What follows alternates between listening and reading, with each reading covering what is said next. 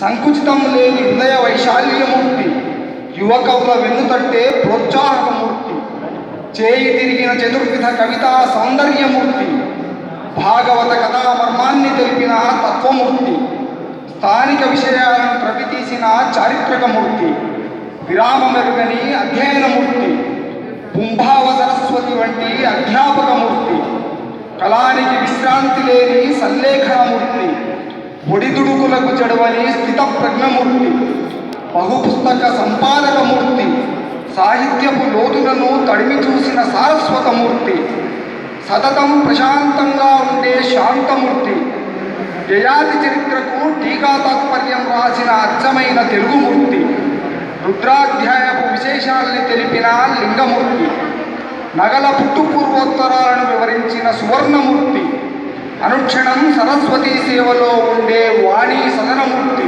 వారింటి పేరు వాణీ సదనం, విశ్వకర్మ చరిత్రను వివరించిన అనువాదమూర్తి, నాగమణి 3 తరాల ముచ్చట్ల నవలామూర్తి, పాండురంగ తిరుమలేశ ఆర్యా శతకాలను కూర్చిన అద్భుత శతకమూర్తి, లలిత పద బంధుర గేయ రచనామూర్తి, జాత్యుపజాతి పద్య రచనా కావ్యమూర్తి, సాహిత్య అపూర్వ వ్యాసాలను పరుగు తీయించిన వచనమూర్తి, ఆసక్తికర కథామూర్తి, బాలబ్రహ్మేశ్వర పరిణయ గీత సంగీతమూర్తి, గీతా చతుష్పద దర్శక వేదాంతమూర్తి, శిష్యులచే ప్రేమగా పిలిపించుకునే కలిమూర్తి, విశేషంగా ఎంతో మందిచే ఆరాధింపబడే గురుమూర్తి, ఎల్లలెరుగని మంచితనపు మానవతామూర్తి, జాలి గుండె కల కరుణామయమూర్తి, కోటి కాంతులు విరజిమ్మే వదన కాంతిమూర్తి, అభ్యుదయ ఆలోచనల క్రాంతిమూర్తి, నూతన విషయాలను ఆసక్తితో వినటి కుతూహలమూర్తి, లోకంలోని చెడును చూసి విని బాధపడే ఉద్వేగమూర్తి, నిత్య చైతన్య ఉల్లాస ఉత్సాహమూర్తి, ఎల్లప్పుడూ మంచిని చెప్పే ప్రబోధమూర్తి, రచనల్లో జ్ఞానాన్ని నింపే విజ్ఞానమూర్తి, కలంలో కొత్త పోకడలను ఎంచుకునే విలక్షణమూర్తి, రోజు ఒక కొత్త విషయం రాసే నిత్య నూతనమూర్తి, కవనమే శ్వాసగా జీవిస్తున్న అక్షరమూర్తి, ఏకాంతం ఏకాగ్రతలు సమ్మిళితమైన ధ్యానమూర్తి, శైలి పాకాలకు పదును పెట్టిన కవితా సౌందర్యమూర్తి, 100 టెర్రాబైట్ల జ్ఞాపక శక్తిమూర్తి, పంచాంగ జ్యోతిష యోగ విద్యామూర్తి, స్వర్ణపూరిత సాహితీ కళా నిధిత్వమూర్తి, సాధు సంగమ హృదయంగమమూర్తి, భాగవత ప్రవచనమూర్తి, బహుముఖీన కృషీవరమూర్తి, సాహితీ పరిపుష్ట మనస్కుల సురద్రోమూర్తి, శబ్దార్థ కల్పతమూర్తి, సాహిత్య విద్యా యజన యాజనమూర్తి, బాల సంకీర్తనాచార్యమూర్తి, వరప్రసాద కవితా ప్రారబ్ధమూర్తి, చతుర్విధ కవితా చాతుర్య సంభరితమూర్తి, పాణిగ్రహణ శిరస్సందర్శనమూర్తి, సహస్రచంద్ర దర్శనమూర్తి, సనాతన సభ్యతాభిమానమూర్తి, పరిశోధక పంచాలన కవితా కళానిధి బిరుదమూర్తి, కావ్య గణపతి అష్టోత్తర సంకలనమూర్తి, నిత్య శిష్య పరివేష్టిత ఆరాధనామూర్తి, మాణిక్యాంబ మధుర ఫలమూర్తి, చేబూరి లక్ష్మయ్య శిష్యమూర్తి, బాలార్క సన్నిభ తేజో విరాజితమూర్తి, స్వర్ణకార కులాప్తి చంద్రమూర్తి, ప్రతిపద రమణీయ కవితామూర్తి, శ్రీమద్ ప్రతాపగిరికండ ప్రబంధమూర్తి, హనుమత్ సహస్ర వ్యాఖ్యానమూర్తి, బహుముఖ విజ్ఞాన ఖనిమూర్తి, ఏక సంతాగ్రహణమూర్తి, కపిలవాయి గర్వకారణమూర్తి, స్వర్ణాభరణ రహస్య శిల్పమూర్తి, సాలగ్రామ శాస్త్ర వ్యాఖ్యానమూర్తి, సదాశివ ధ్యాన తత్పరమూర్తి, లలాట పలక తిర్య త్రిపుండ్రమూర్తి, అవ్యాజానురాగ ప్రేమమయమూర్తి, స్వస్థాన వేష భాషా విరతిమూర్తి, సాహితీ జీవనయాన ఆనంద పథికమూర్తి, నవీన దృక్పథ నిత్య పరిశోధకమూర్తి, ప్రతిపద్య అలంకార ప్రియమూర్తి, క్షీరపురి జీర్ణ దేవాలయ పరిచయమూర్తి, శ్రీమద్ ఉమామహేశ్వర హరికథా రచనమూర్తి, చూతపురి విలాస యక్షగాన పరిష్కరణమూర్తి, భువనమోహిని విలాస విపద కావ్య సుపరిష్కరణమూర్తి, యోగాసక్త పరిచయ ప్రణవమూర్తి, సూర్యగ్రహణ వృత్తాంత కావ్య కంకణ బద్ధమూర్తి, పాలమూరు మండల విఖ్యాత విమల కీర్తిమూర్తి, అతడు Kapilavai Lingamurthy, doctor of letters బిరుదమూర్తి. వందనాలు. గురువు గారి గురించి చక్కగా వివరిస్తూ కవిత రూపంలో అందించినటువంటి మిత్రుడు రవిప్రకాష్ ధన్యవాదాలు తెలియజేస్తూ, ఇప్పుడు పెద్దలు లింగమూర్తి గారు తన పుస్తకాన్ని సుందరి సందేశాన్ని తన శిష్యుడైన రుక్మాంగద్ రెడ్డి గారికి అంకితం ఇస్తున్నాడు, కానుకగా ఇస్తున్నాడు. దానికి ముందుగా పెద్దల్ని 2 ఆశీర్వచనాలు పలకాల్సిందిగా పెద్దల్ని పూజల్ని లింగమూర్తి గారిని కోరుచున్నాను.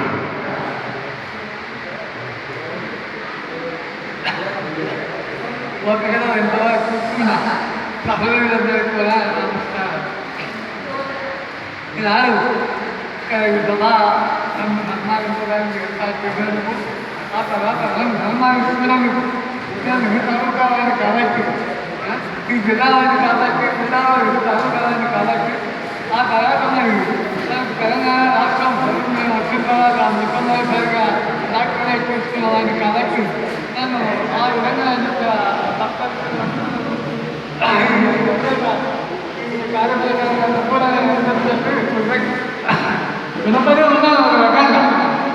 అందుకంటే తెలంగాణ ముఖ్యంగా బాలనారాయణ గారితో గారు అంటే నేను చంద్రబాబు బాలనారాయణ గారిని వివరించాను. కానీ సగం పరంలో నారాయణ ఎంత ఉన్నారో అర్థం చేయలేదు, అత్యంత కాదు అర్థం చేయలేదు.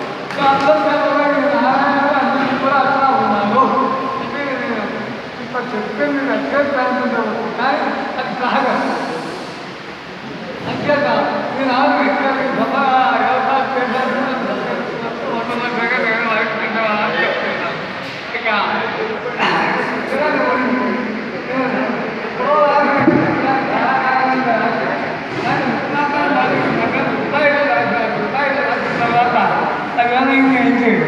నేను జులైలో రాసిన తర్వాత అయితే ఎప్పుడో రాసి పెట్టిన నాకు జ్ఞాపకం వచ్చింది. నేను ఉన్నప్పుడు ఇట్లా సుల్తాన్ పట్టాలు రాసిన గారు ఏమైంది వచ్చింది.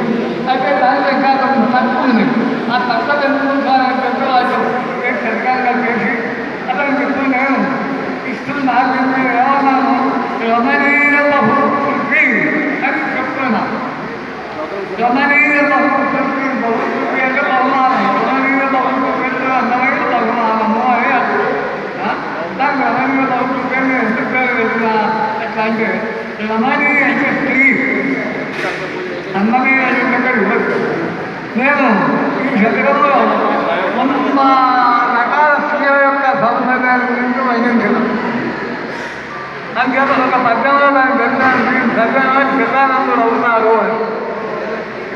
చిదానంద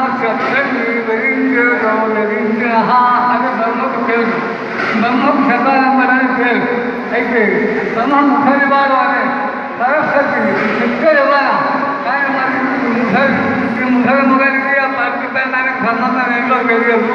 కానీ మొదపేట వంటిలో ఎవరిగా వచ్చాయి,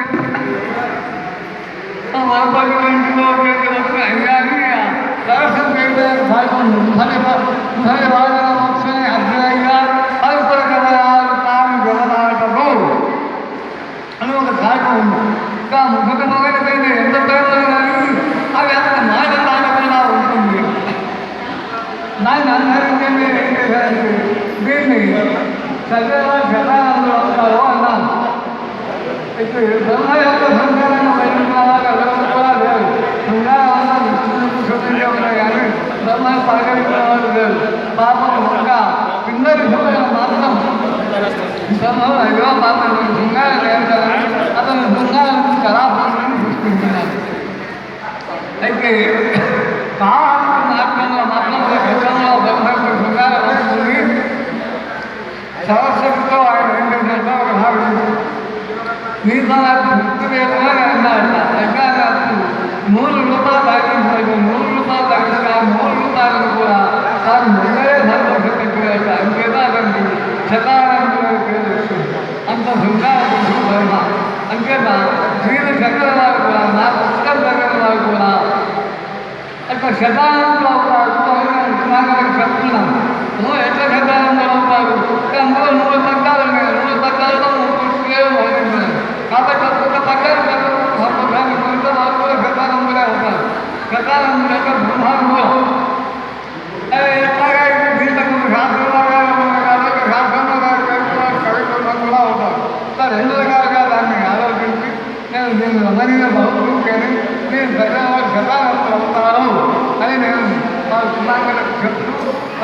మీ ఆశీర్వాదిస్తే నేను ఏం చేస్తున్నానంటే అతనికి బహుమతిగా ఇస్తున్నాను, అంకితం కాదు. ఎందుకంటే నేను గురువులా తన శిష్యుడు, అంకితం ఇవ్వలేదు కానీ బహుమానం ఇవ్వవచ్చు. అందుకని నేను ఇప్పుడు దాన్ని ఏం చేస్తున్నానంటే బహుమతిగా ఇస్తున్నాను. గురువు తన పుస్తకాన్ని కానుకగా బహుమతిగా శిష్యుడికి ఇస్తున్నాడు. అదేవిధంగా పద్మాలయ గారు కూడా ప్రస్తుతం పెద్దలు శ్రీ పల్లెల రామ్మోహన్ రావు గారికి తమ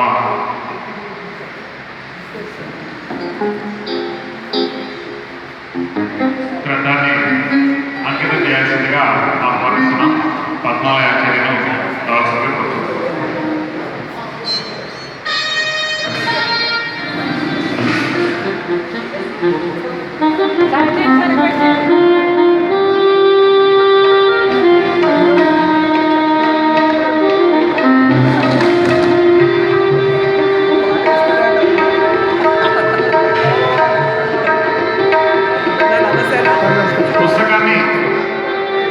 పుస్తకాన్ని అంకితం ఇచ్చే ముందు 2 మాటలు పద్మాలయ ఆచార్య గారిని 2 మాటలు మాట్లాడాల్సిందిగా కోరుతున్నాం. కవి సందేశం. నా పుస్తకంలో ఉన్న ప్రతి కోణంలో ఉన్న అంశాలలో సవివరంగా శ్రీ గురువు పల్లెల రామ్మోహన్ గారు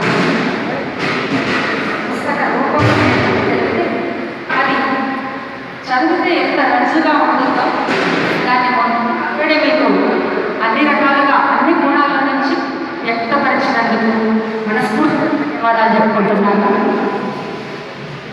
వారు చెప్పినట్టుగా